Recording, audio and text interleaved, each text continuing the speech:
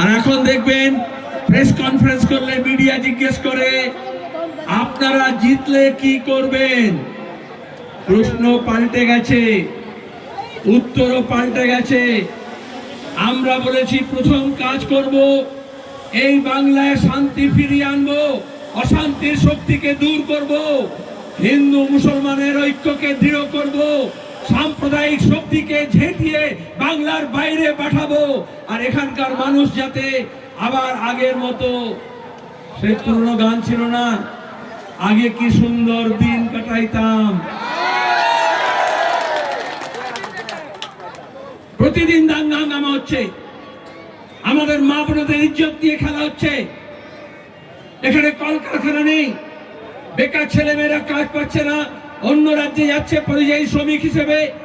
আর সেখানে ভাষার নামে, ধর্মের নামে, পোশাকের নামে, খোরাকের নামে তাদের উপর জুলুম করা হচ্ছে। আর এখানে তৃণমূল কি বলছিল যে তৃণমূল আসলে বিজেপিকে আটকাবে। আচ্ছা, যখন কংগ্রেসের সরকার ছিল রাজ্যে, যখন বামফ্রন্টের সরকার ছিল, তখন এই বিজেপি ছিল, এই আরএসএস ছিল, তাহলে কোত্থেকে এলো? মমতা ব্যানার্জি খাল কেটে কুমির আনার মতো করে বিজেপিকে নিয়ে এসছেন। তাই এবার যখন বিদায় করতে হবে, মমতা মোদি দুটোকেই একসঙ্গে বিদায় করতে হবে, কারণ একে অপরের পরিপূরক।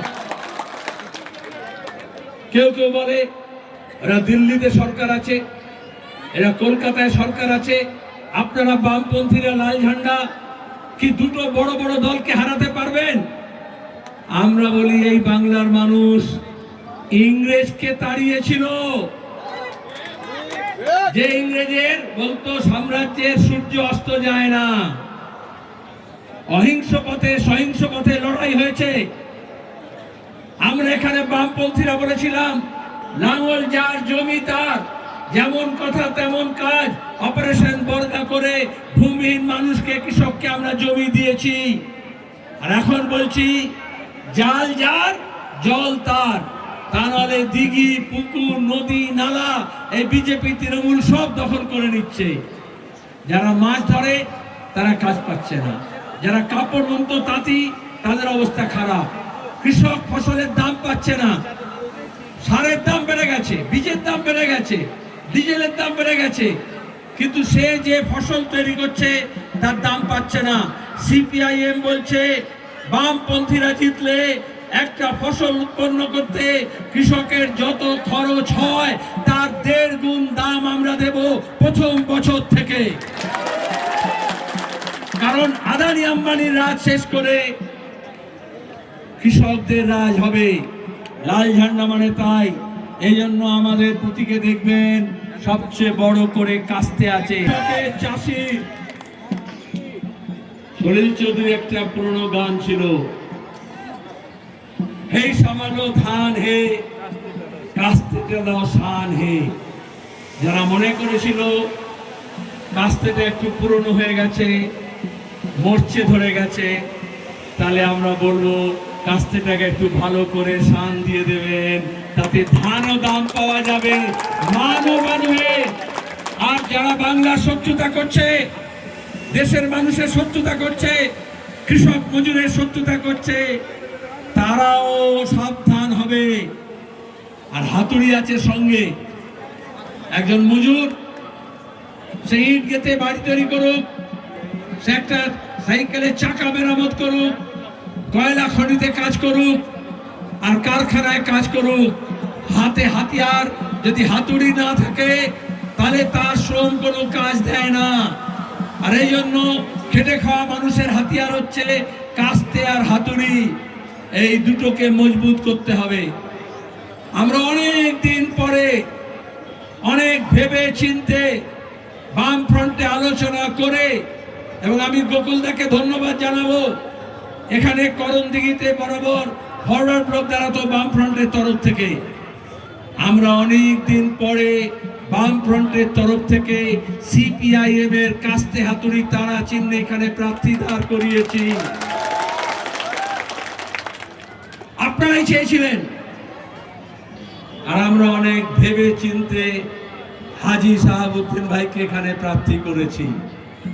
আমি যখন কলকাতায় রাজ্য কমিটিতে সিদ্ধান্ত নিলাম, এখানকার জেলা কমিটি বলল হাজী শাহাবুদ্দিন প্রার্থী হবে, আলাম সিপিআইএম এর প্রার্থী, তারপর বাম ফ্রন্টের প্রার্থী, তারপরে যেদিন নমিনেশন জমা হচ্ছে তখন শত্রুদের বুকে কাঁপন দিয়ে বোঝা গেল ও শুধু একা সিপিএম বা বাম ফ্রন্টের প্রার্থী না, করণদিঘির সমস্ত মানুষের প্রার্থী হিসেবে সামনে চলে এসছে। আমাদের বেকার ছেলে মেয়েদের হাতে কাজ দিতে হবে, তাদের মেধা বুদ্ধি শিক্ষা দক্ষতা আমাদের এই রাজ্যকে গড়ে তুলবে। আমাদের নদীগুলোকে বাঁচাতে হবে, আমাদের বাঁধগুলোকে বাঁচাতে হবে, বন্যা রোধ করতে হবে, পানীয় জলের ব্যবস্থা করতে হবে। আর এই করণদিঘিকে আবার নতুন করে সাজাতে হবে। আপনারা জানেন আমি যখন এমপি হয়েছিলাম এখান থেকে পার্লামেন্ট পর্যন্ত আপনারা সবাই লড়াই করে তবে আমরা এই ডালখোলা বাইপাস আর এই 4 লেনিং কেড়ে নিয়ে এসেছিলাম, মনে আছে তো? কিন্তু এখনো ভেতরে বোতলবাড়ি থেকে যে রাস্তায় ঢুকি আমরা বেঙ্গল টু বেঙ্গল রাস্তা, তার অবস্থা ভালো না। তাহলে ওই রাস্তাটাকে ভালো করতে হবে, ব্রিজগুলোকে নির্মাণ করতে হবে, ভালো করতে হবে। যারা মানুষের সঙ্গে মানুষের ব্রিজ ভেঙে দেয় তারা কখনো রাস্তার ব্রিজ বানাতে পারে না।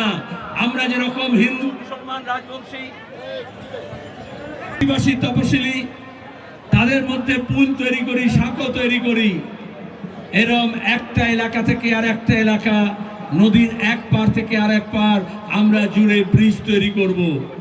এই যে বিদ্যুতের দাম বাড়ছে, আমরা বলেছি আমরা সরকারে আসলে প্রথম 100 ইউনিট মাফ করব, কোনো বিল দিতে হবে না। আর পরের 100 ইউনিট হাফ করব। কিন্তু এই মাফ করা হাফ করা তখনই হবে যখন আপনারা করণদিঘি থেকে বিজেপি আর তৃণমূলকে সাফ করে দেবেন। একটা চোর জোচ্চোর মস্তান গুন্ডা ইটাহার থেকে তুলে নিয়ে এসে মমতা ব্যানার্জি প্রথমে হেমতাবাদের জেলা পরিষদে পাঠালেন, বন্দুক পিস্তল গুলি সিভিক পুলিশ মস্তানকে দিয়ে ভোট লুট করেছিল, আমরা ভুলিনি। তারপর করণদিঘিতে এসছে। এখানকার তৃণমূলের বন্ধুদের জন্য আমার মায়া হয়, যারা তৃণমূল করেছিল গৌতম পাল তাদেরকেও খেয়ে গিলে ফেলেছে, হজম করে দিয়েছে, তাই তো? এখন ও আরো